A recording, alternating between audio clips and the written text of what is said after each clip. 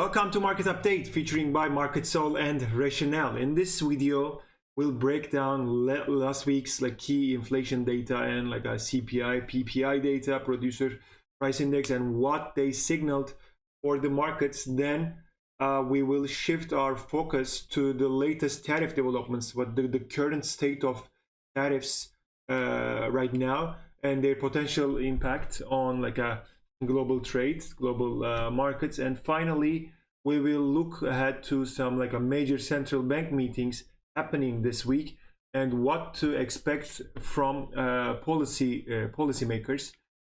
So yeah, let's first of all start with the economic calendar of last week.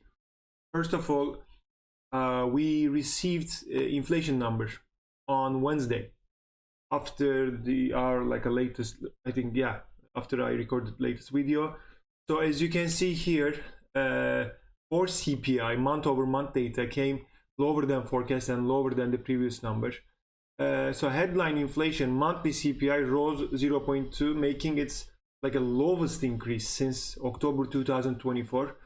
Half of this annual increase came from housing costs, hotel prices, which spiked abnormally in January due to the California wildfires, and that have normalized. And that was the case in January. And seasonality was the main case for the January CPI data. That's why it was high. That was the main narrative, and this data kind of supporting that idea. Coming to housing costs, rent prices and owners equivalent rent remained steady compared to last month. Expect Powell to highlight some, Powell might say some, again, this lagged impact issue. As you might all know, the rates have some impact on prices, but the impact of rates on housing generally is expected to see some after some time. That is that's why a super core inflation is pretty important for Fed. Just to remind you, the super core inflation, it's an indicator, inflation indicator of that Fed gives really high importance on. It's a core services inflation minus housing. Because why they're looking for this, they just want to exclude the impact of housing on the core service inflation, because the service side was the problematic. That's why it is pretty important. And we'll see if Powell will mention super core side on the next Fed meeting. When you come to the annual CPI, headline inflation rose 2.8% year over year, the slowest pace since November. And when you come to the core inflation, monthly core CPI also increased 0.2, confirming this January spike was seasonal. It's mainly auto insurance, a growth slowed from 2% to 0.3%. However, I think after this data, still the base scenario seems like soft landing. Soft landing means without harming the economic activity that much, they will take inflation under control. That's the main mentality.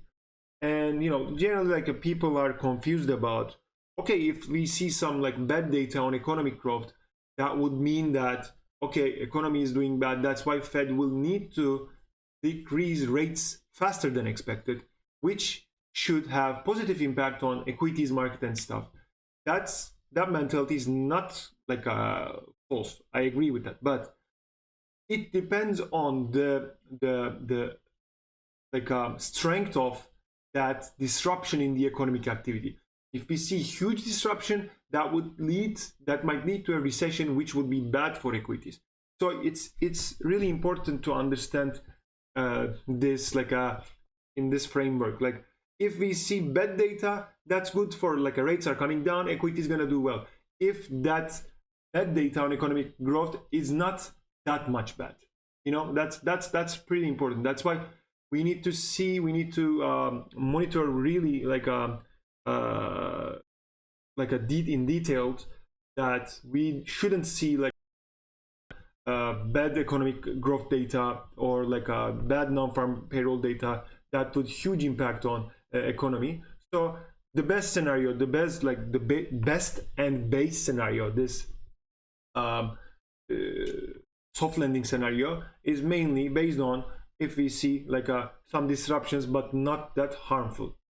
So yeah, coming back to CPI, like annual sweeper core inflation is like a 3.78%, which is also lowest since October 2023. Yeah, also there are some other metrics like a Cleveland Fed's metrics, both like it's trimming the outliers of CPI components. That's why it gives like a clearer picture. That's Cleveland Fed's inflation data. That's also supporting this inflationary narrative is still there. And in general, like on the CPI data, this report gave Fed some room in terms of like inflation traits, especially for this week's Fed meeting. So let's quickly jump to PPI data. PPI is kind of like after like PPI, we all know that the impact of PPI on CPI. So that's why it's important. Core PPI was deflationary. As you can see here, this like a forecast was 0.3. It came minus, like it's pretty good for like in terms of rates gonna come down mentality. It's supporting that idea. It's market friendly, let's say. We can all say like both PPI and CPI seems like a clear signal that inflation pressures are easing. It's like both Fed friendly data, both CPI and PPI figures for February.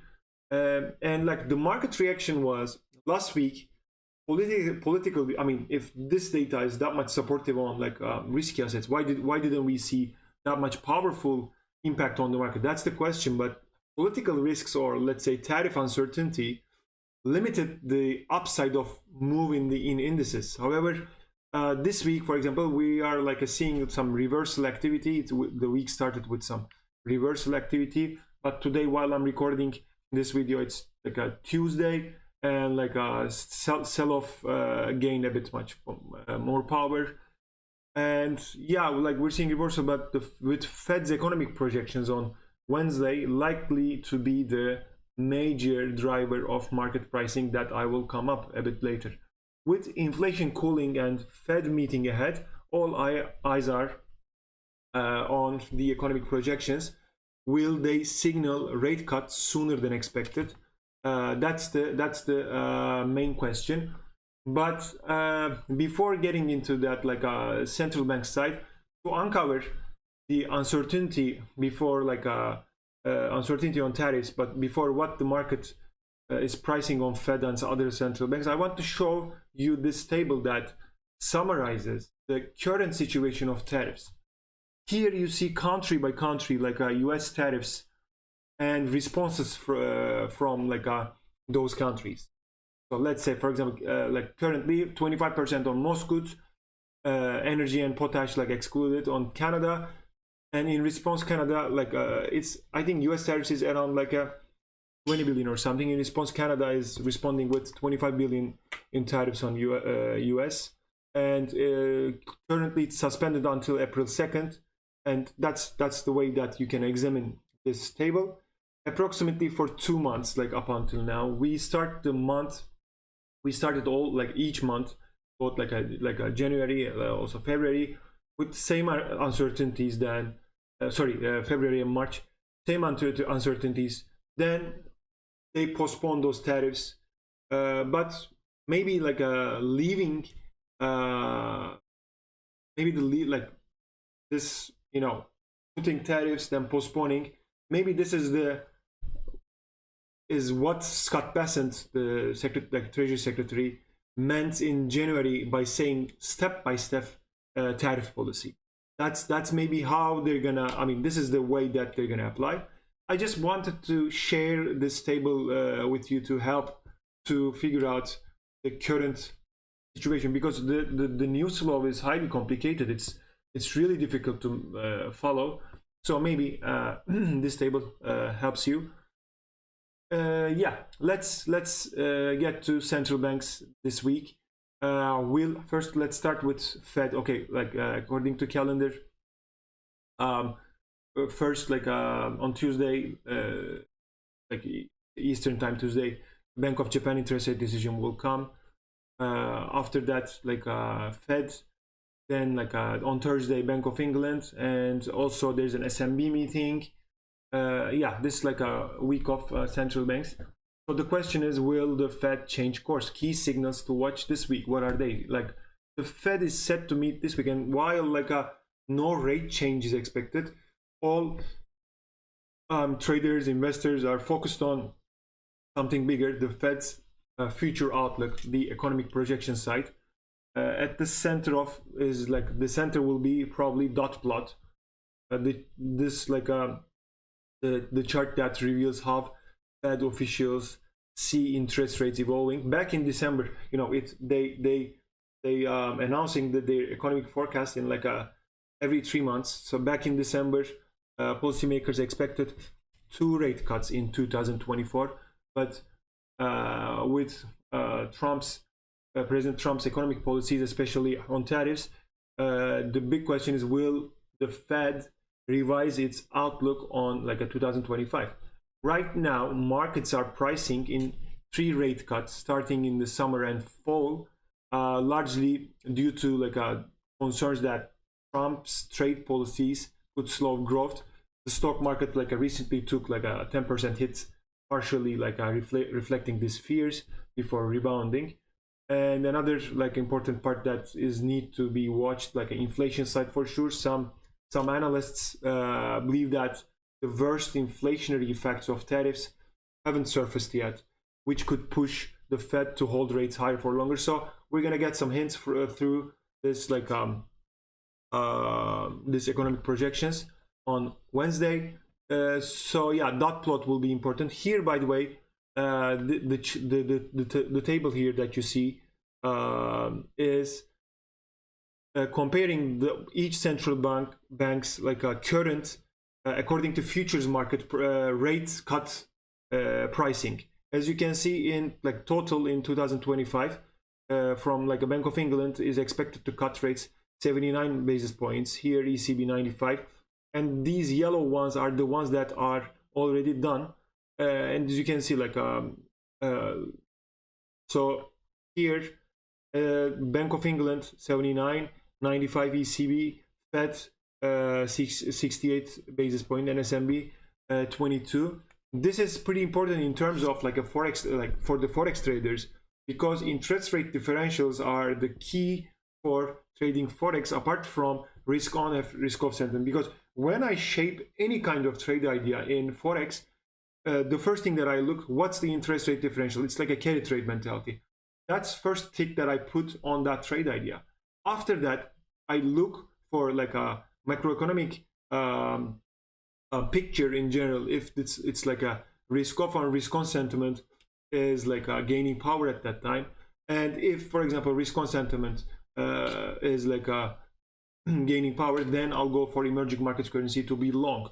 When vice versa situation, risk off sentiment, for example, Japanese yen or Swiss franc is like probable, or economic growth is boosting, then some like good intermediaries will be needed, which is like provided by Canada or like Australia, New Zealand. Then their currencies are appreciated.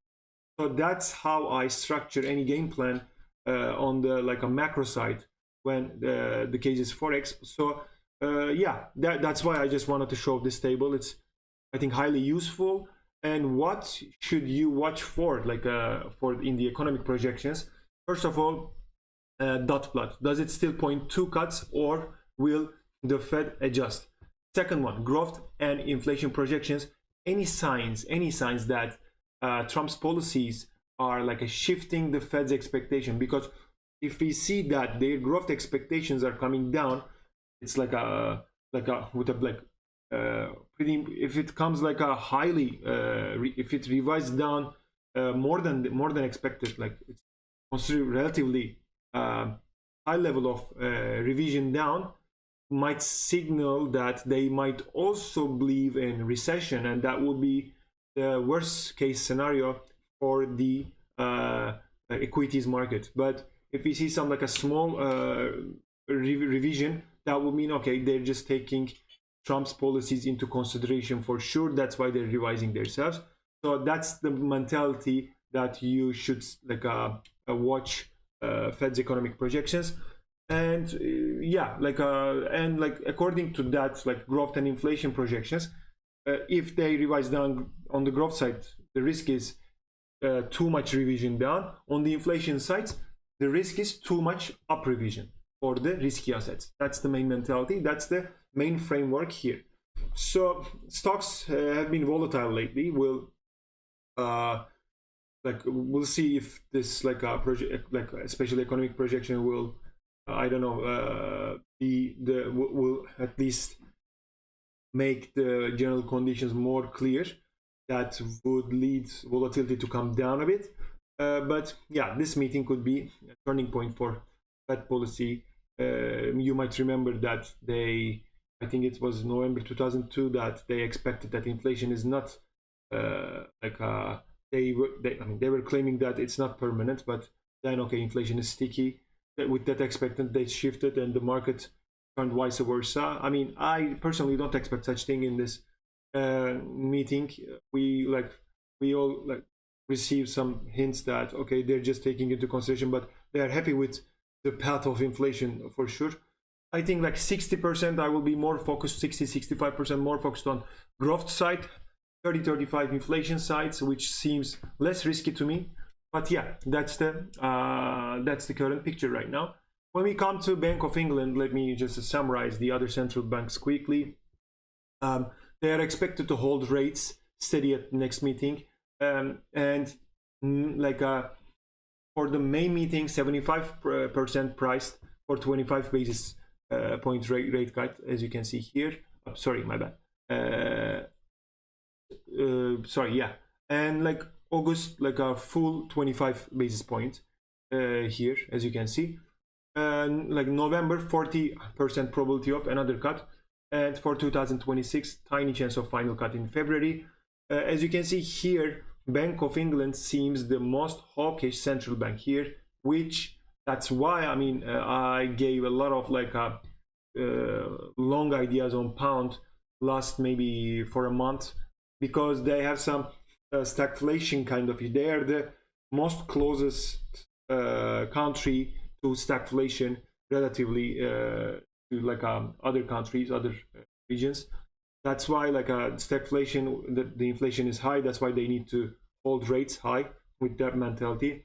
But I think like it was last Friday that UK GDP number came pretty lower than expectation, which is also increasing the risk of like economic growth. That then we saw some sell-off in pound. And SMB expectation for 25 basis point cut at like a next meeting. It's like around like a 75% probability, and that's it for the SMB. It seems as the rate curve starts to slope upwards from the start of next year. That's why I think it's like like currently Swiss franc is appreciating because of like support from the gold. As you might remember, I had mentioned this a couple of times before. Some currencies have huge relation, like some like a high correlation with some commodities like Swiss franc and gold, or oil with Canadian dollar, because they're exporters. Yeah, and that's how currently Swiss franc is supported. Therefore, like in general, to summarize, for the UK, the terminal rates, what market sees is for the end of 2025 is like for the UK between 3.75 to 4%, ECB 2%, for the Fed it's between 3.5 and 3.75, and Swiss 0.25. So as a result of all this picture, I try to summarize what's going on in general. The market overview is like treasury bonds seems like a neutral to be too bullish. The XY is like a highly bearish, especially after Germany announced the fiscal expansionary policy that led euro to appreciate. Gold bullish because of geopolitical concerns plus general rate cuts going on for all central banks. That is like pushing the real yields down and open room for gold. on the equity side, still like the main trend is bullish, but there's a huge correction going on, especially like S&P side, US side. That was the question, is like US exceptionalism is like done or not. But for now, maybe we can say that the reverse relationship between the XY, especially it's valid for like the beginning of this week, that we saw the reverse relationship between dollar index and risky assets, let's say like equities, seems like coming back. But today equity sell-off gains momentum again. Yeah, and that's the current situation. And Japanese yen also, like I'm bullish on it, because Japan's sticking to its rate hikes, making the yen look good. Also, they started to see some higher wage growth, higher inflation from that's what their data tell, which is like a highly like unlike situation for the Japan for years. And I think that's what make Japanese yen attractive. That I'll show you few trade ideas on Japanese yen. And yeah, let me just skip quickly those trade ideas here. Let me first start with Canada and Japanese yen. On the weekly chart, there was an head and shoulder top chart pattern, breakdown, pullback. I think this pullback might be used as a shorting opportunity, Canada against Japanese yen. When you come to the 4-hour chart, for example, like being short here, and sorry, before that, let me show you. This here is like a pivotal point, as you can see. And if you be like a short around here, I mean, this dotted one is like more short-term pivotal point. The main one is for me like old one. With a stop around here, I think this is a good opportunity on Canada Japanese yen. Just remember that when you like be short on Canada, you also being short on oil in general. That's why I'm just skipping to oil if this supports the idea. And when you come to the weekly chart, as you can see, huge descending triangle chart pattern, which might push oil down, and potential breakdown would lead lower oil prices. That was the main trade idea that I gave last week. That's why Canada Japanese yen, I think that might be a good call. Also same here, Euro Japanese yen. If you think that Euro appreciated a lot, I think this one is a bit risky, but because it's risky because also some other like support packages are being announced from European countries. But head and shoulder top chart pattern here is also formed. Just as a reminder, this might also work as head and shoulder top Taylor chart pattern, which is like generally if we see a breakout from here, that might also act as a bullish continuation. But yeah, if you just want to be, when you come to the 4-hour chart here, at least if you want to give a give a chance, it might be a good area to be short around here with a stop around here. But that wouldn't be my first case. I think Canada Japanese yen seems better here. After like a gold rally, we saw that New Zealand dollar is also highly tied with gold and Aussie. And yeah, we saw this move. When you come to the 4-hour chart, it's pivotal point. You can be short around here again with a stop around there, something like this. That might be a good trade idea, which would also, if you take profit around here, as you can see, that might also lead to head and shoulder bottom chart pattern to form. Then we'll see what's going on. But currently, I generally, as I mentioned, first of all, I look interest rate differentials, then risk on risk off policies, risk on risk off environment, like a growth issues, like economic growth, how it is going on, and accordingly I shape my mentality. Then I go to currency by currency, if which are generally short or long, and after that, if that fits my technical overview, I'm in. And quickly, I'll show you Nike stock. Maybe there might be a, I don't know, like for the ones who are looking for like cheap options, because this Nike couldn't benefit from all like rallies. And here, there's an attempt to form head and shoulder bottom chart pattern maybe, and maybe you can give a shot from being long around here. And also Alibaba here on the weekly chart, this rectangle chart pattern is has already broken out. And when you come to the daily, here is like at this level of 145.60 is struggling, but for the China bet, I think Baba is still there. And lastly, where are we in Bitcoin? Weekly, oops, sorry. Yeah, on the weekly chart, like this copy candle, or yeah, is like after that pulling back here. What I'm seeking here, when the volume is contracting like here, I wanted to see some consolidation around here. And you know, you can see here's my alert. Like if there was a breakout attempt, I might consider to be long on here. But as you can see, today's bar is like it's down, but the volume is not high. I will be patient on this one and wait for more consolidation around here, and a potential breakout attempt from there might be a good opportunity to be long again on cryptos. And yeah, that's all I'm gonna talk about this week. Thanks for your time. Thanks for watching. Please, like, if you have any question, or if you just like do comment below. If you have like anything, like you can get in touch with us. MarketsAll link is there in the description. Also, Rationale newsletter service, you can subscribe there to receive all these kind of trade ideas directly to your inbox. And I hope you have a really nice week.